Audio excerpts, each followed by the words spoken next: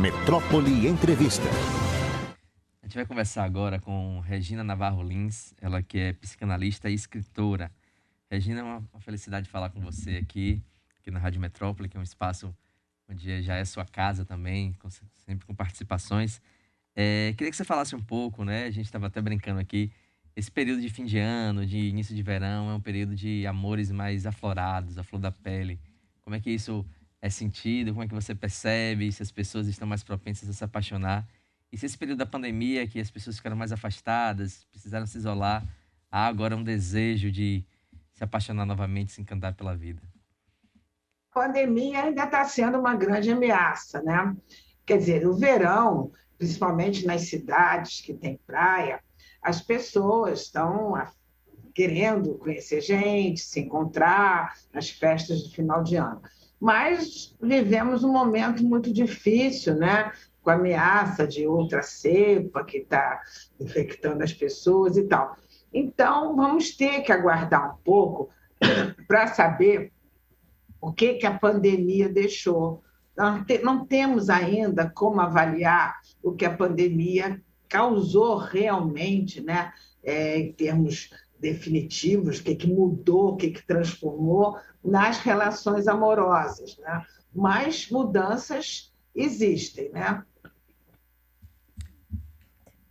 Regina, hoje se discute muito essa questão da monogamia. É um tema que está bem pautado, se fala bastante, movimentos que questionam a monogamia como um padrão imposto e não algo biológico, social. Como é que você hoje discute, entende esse movimento? E se a gente caminha para algo longe disso ou ainda há um movimento de manutenção da monogamia? Olha, a monogamia sempre foi um imperativo na nossa cultura, né? As pessoas têm que ser monogâmicas, só podem dirigir sua energia amorosa e sexual para uma única pessoa, 30 anos, 40 anos, a vida inteira, só para aquela pessoa. O que acontece é que essa discussão está acontecendo no Ocidente e é muito propícia, né? Agora, é uma coisa tão arraigada nas pessoas que tem uma pesquisa na Universidade de Michigan que mostra que até os pesquisadores, até os cientistas que trabalham nesse tipo de pesquisa, eles já são tão condicionados a acreditar que monogamia é melhor que eles acabam inconscientemente contaminando as pesquisas, colocando a monogamia como superior.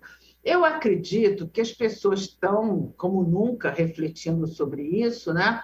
Porque o tipo de amor que propõe um só ter olhos para o outro é o amor romântico, que é um tipo de amor que entrou a partir de meados do século XX.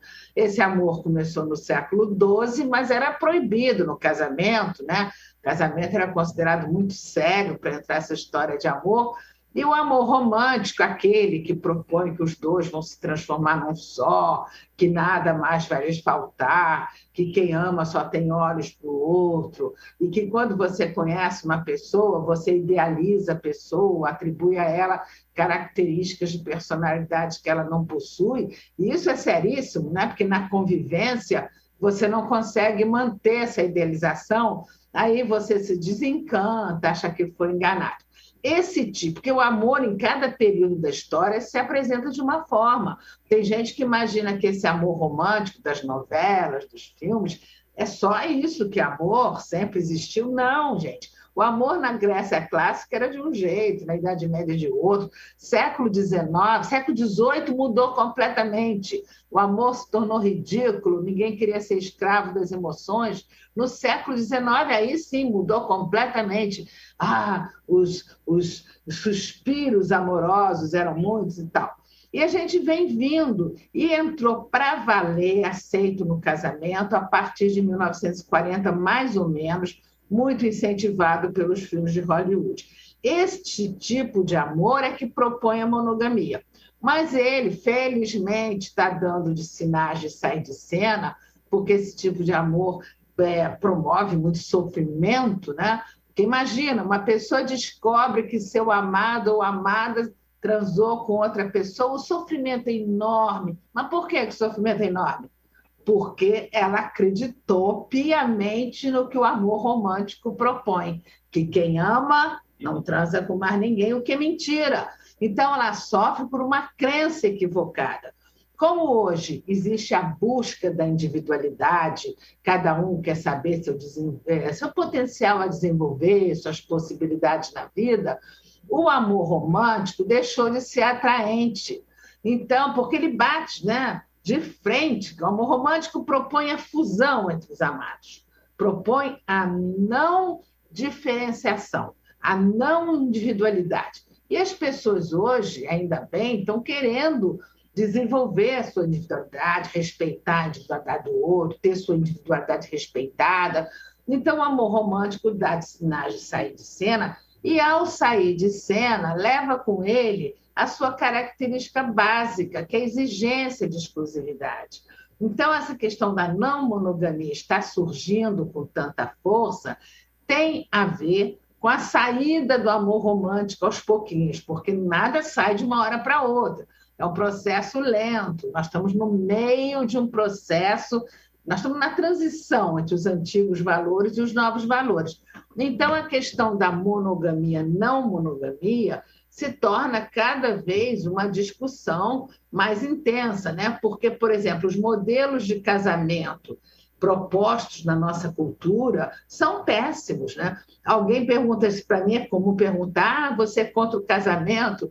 Não, eu sou contra esse casamento que está aí, que as pessoas tentam se enquadrar, um casamento calcado no controle, na possessividade, no ciúme e no desrespeito total à individualidade do outro. Enquanto houver esse tipo de casamento que está aí, que as pessoas nem questionam, vão entrando nele, vão exigindo, controlando o outro, achando que é a coisa mais natural do mundo. Enquanto existir esse modelo e as pessoas tentarem se enquadrar, os casamentos vão ser sempre muito ruins como são. Olá, Regina, bom dia. Camille Martins aqui falando. Tudo bem? É um prazer falar com você. Que bom, obrigada. Primeiramente, adorei seu óculos, viu? Amei, muito belíssimo, arrasou. Pronto. Regina, eu queria que você falasse um pouco em relação aos aplicativos de relacionamento, né, que surgiram recentemente, que vem modificando muito, assim, claro, como as pessoas se relacionam. Como é que esses aplicativos afetam os nossos relacionamentos pessoais?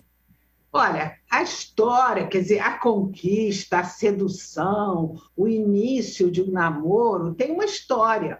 No século XIX, os jovens se conheciam na igreja. Então, a moça e o rapaz estavam ali, de repente o rapaz olhava para a moça, se ela retribuísse, aí ia falar com o pai, ia visitá-la em casa, ficava a família inteira em volta daquele encontro do casal. No início do século XX, o amor mudou completamente a forma das pessoas se relacionarem, porque surgiu o telefone e o automóvel. E isso possibilitou uma coisa que nunca tinha havido antes, que é um encontro marcado. As pessoas antes não tinham como marcar encontro. Então, com o telefone e o automóvel, no início do século XX, passaram a poder marcar encontros. Então, os encontros foram sempre marcados, você me liga, eu te ligo, que horas você me liga, enfim. E as pessoas passaram a se conhecer nas baladas, nas festas apresentadas por amigos e tal. No século XXI, surgiram os aplicativos. Os aplicativos, eles são formas muito interessantes das pessoas se conhecerem, né? Porque nem todo mundo tem uma vida social agitada, plena, que conhece gente todo dia, que amigos, abre grupos. Não, eu conheço pessoas, por exemplo, eu tive uma paciente, ela era separada, já tinha 40 e poucos anos e tal, e queria muito arranjar um namorado. Mas ela era uma artista plástica, ela passava o dia inteiro sozinha num ateliê pintando. Como é que ela ia conhecer pessoas, né? Então, por exemplo, tem gente que trabalha em ambientes com muita gente, tá? Mas muita gente trabalha sozinho ou trabalha em escritórios com pouca gente. Então, os aplicativos funcionam muito bem.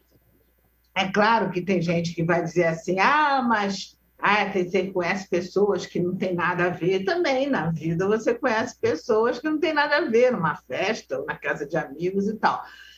Você tem que ter um certo cuidado quando vai encontrar pessoas, geralmente em lugares públicos, mas funciona muito bem. Eu tenho um paciente que ele se separou depois de 20 e tantos, a vida toda quase uma pessoa só, e isso é um problema sério, porque as pessoas não sabem nem como se conquista, como é que é. E ele começou a usar aplicativos e conheceu várias moças legais, sai com uma, sai com outra, até tem afinidade para namorar, né? Porque o importante da gente se livrar da ideia do amor romântico é que o amor romântico, como eu falei, traz a ideia da idealização. Você atribui características de personalidade que o outro não possui. Então, se você quer muito encontrar um namorado ou uma namorada, você tem que tomar cuidado, porque a primeira pessoa que aparece, você já começa a projetar na pessoa que você deseja e não se relaciona com a pessoa real, se relaciona com aquela pessoa que você criou. Nos aplicativos também. Se você conversou um pouquinho com uma pessoa interessante, não é para você achar que encontrou, encontrei a pessoa certa, a minha alma gêmea, que, aliás, eu acho uma bobagem alguém acreditar que existe alma gêmea, existe a pessoa certa em meio de 7 bilhões e tanto de moradores no planeta, né? Bom, mas, de qualquer maneira, os aplicativos contribuem muito para que as pessoas se conheçam, inclusive quando elas vão se encontrar presencialmente, já sabem muita coisa do outro, já tem um certo conhecimento da outra parte. Ô, Regina, queria voltar nesse tema que você falou da monogamia. Você falou algo interessante, que é o seguinte, que a gente estaria no meio do caminho entre nem ter avançado para superar a monogamia, mas também não estar mais no estágio inicial de valorizar como algo primordial ou fundamental, que não se discute nem se mexe mais.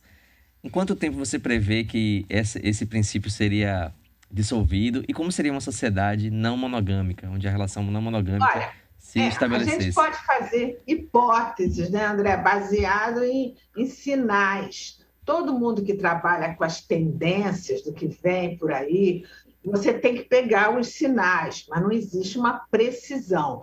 Eu acredito que daqui a uns 20, 30 anos, mais ou menos, não dá para precisar, muito menos gente vai querer se fechar numa relação a dois e muito mais gente vai optar por relações múltiplas. Então, quem escuta isso aí diz assim, que horror, até parece que não aconteceu isso de uma certa forma. Durante muitos séculos acontecia para o homem. O homem casava, mas tinha várias outras relações fora. Não é raro você saber de alguém que depois que faleceu, diz que os filhos descobrem que tinha uma outra família completa, e tal. Quer dizer, a gente sempre soube disso. Os homens eram aceitos socialmente, que eles vivessem outras experiências com outras mulheres. A mulher era a rainha do lar, a mãe dos filhos, né? Dentro de todo esse panorama moralista e preconceituoso.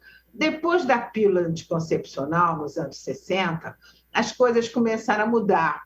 As mulheres, porque na medida que elas podiam escolher se queriam ter filhos ou não, com quem, quando, quantos filhos, isso mudou tudo, né? Eu considero a pílula um grande marco na história da humanidade.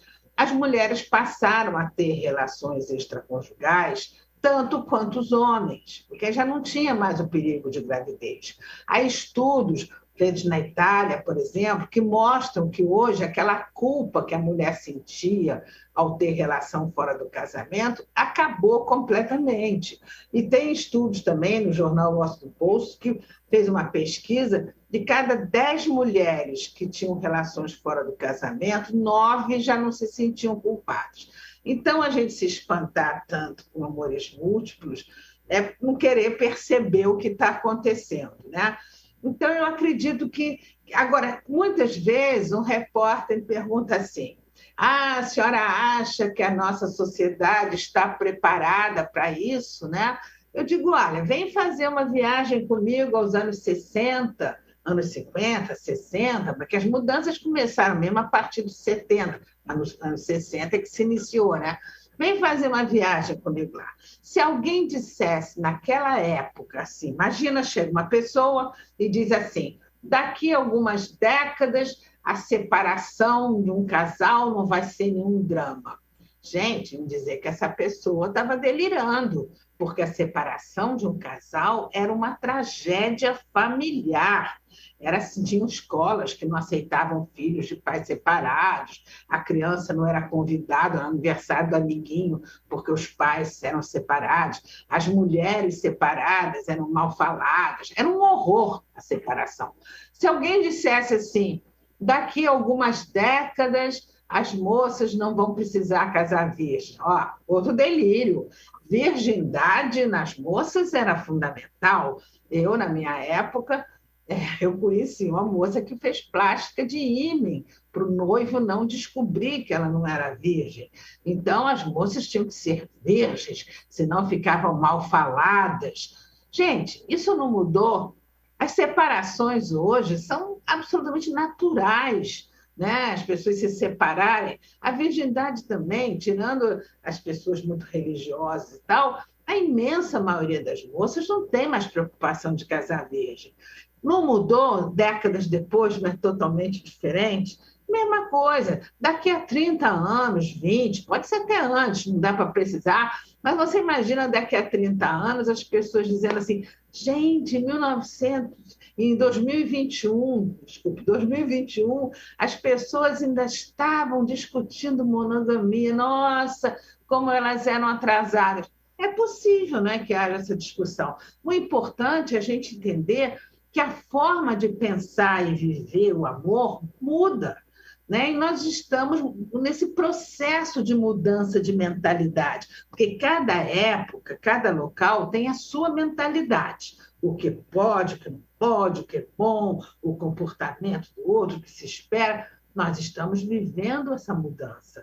Então, vamos ainda ver muitas coisas acontecerem. Olha, como está saindo de cena esse amor romântico, está levando com ele a sua exigência de exclusividade, que é a sua característica básica, por isso nós estamos assistindo o surgimento de novas formas de amar, que, aliás, é o nome do meu livro, Novas Formas de Amar, poliamor, amor a três, relações livres. Eu escrevi esse livro, Novas Formas de Amar, porque eu comecei a receber no consultório casais com um conflito que eu nunca tinha visto.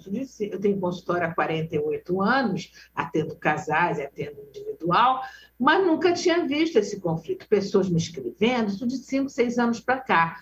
E o conflito qual era? Chegava um casal aqui, uma das partes estava propondo a abertura da relação e a outra parte se desesperava. Esse era o grande conflito.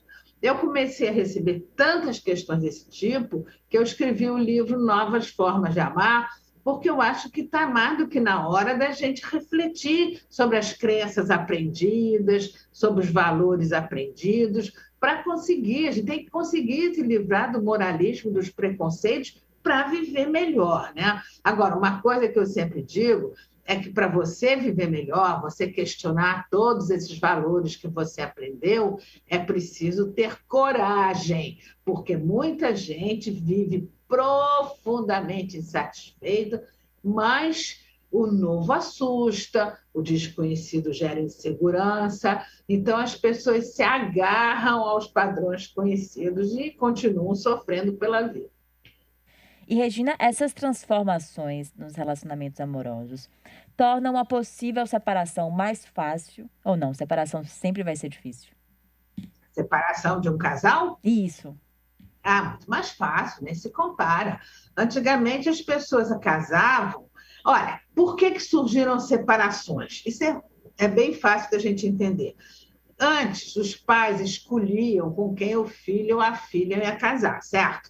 E diziam assim, amor não podia entrar no casamento. O casamento era muito sério para entrar amor, eles diziam. Então, a família escolhia, olha, você vai... Minha avó, quando tinha 14 anos, os pais apresentaram o noivo para ela, que tinha 38. Olha, você vai casar com esse senhor aqui, blá, blá, blá, e não tem discussão. Muito bem. Aí, o que acontecia? Qual era a expectativa que as pessoas tinham do casamento? Que o homem fosse provedor, respeitador, a mulher fosse boa dona de casa, boa mãe. Eram as expectativas. Pronto, se não saísse desse script, tudo certo. Quando o amor entrou no casamento, aquilo que eu falei a partir de 1940, mais ou menos, as expectativas mudaram. Ao amor, as pessoas podiam, elas próprias, escolherem com quem iam casar. Casar por amor era a grande ordem. Então, as expectativas mudaram, passaram a ser realização afetiva e prazer sexual. E então as separações começaram, porque se você não sente mais prazer sexual, ou você não tem mais vontade de estar perto, não tem mais carinho, não tem mais vontade de beijar, abraçar e tal, se separam. Eu acho que a separação é uma coisa muito natural. As crianças deviam ser ensinadas a saber que uma relação amorosa dura o tempo, enquanto for bom para os dois, e que depois podem se tornar amigos e, enfim, se relacionarem com outras pessoas. O que pega, que é complicado, é quando as crianças são educadas dentro de um moralismo, de um preconceito, de que o casamento tem que ser para a vida toda. Isso é um absurdo, né?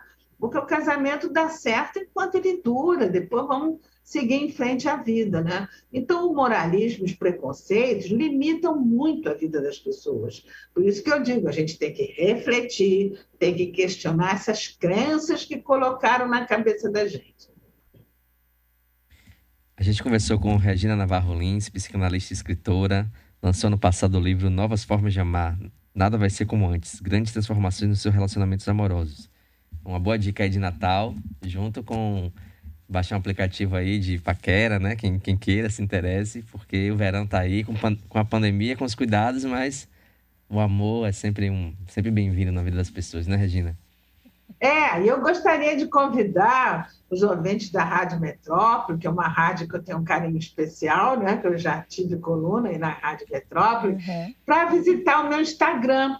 Eu tenho um Instagram que se chama Regina Navarro Lins, tudo junto, em que eu trabalho essas questões das relações amorosas o tempo todo. Eu faço lives sobre isso, recebo perguntas, dou cursos, eu tenho cursos para psicólogos, que eu acho que precisam se sintonizar, psicanalistas, psicólogos, sexólogos. Eu dou curso para essas pessoas também e para o público em geral. Então, eu convido vocês também, André, Camille, para visitarem meu Instagram, porque esses assuntos são bastante discutidos lá. Maravilha. Combinado. Vamos lá, vamos visitar sim. Pegar até dicas de óculos, né? Que esse óculos seu realmente fez sucesso aqui. Entre nós dois e também entre os ouvintes que mandaram mensagem. Tem uma mensagem aqui de Cláudio, dizendo que nunca deu sorte com aplicativos de relacionamento. E outras pessoas também dizendo aqui, comentando sobre a entrevista, elogiando e agradecendo. Cláudio dizendo que só fez gastar tempo e dinheiro com o aplicativo, coitado. Calma, Cláudio. Tenha fé. Tem que persistir. Vai que em 2022 tudo muda, né? Tem essa possibilidade, essa chance. Regina, muito obrigada, viu? Obrigada por participar aqui com a gente. Em breve a gente se encontra de novo. Obrigada a vocês pela entrevista e espero vocês lá para a gente trocar alguma coisa no Instagram. Tá Combinadíssimo. Um beijo. Tchau. Valeu. Tchau. A gente conversou com Regina Navarro Lins, ela que é psicanalista e escritora, conversando aqui um pouquinho sobre relacionamentos amorosos.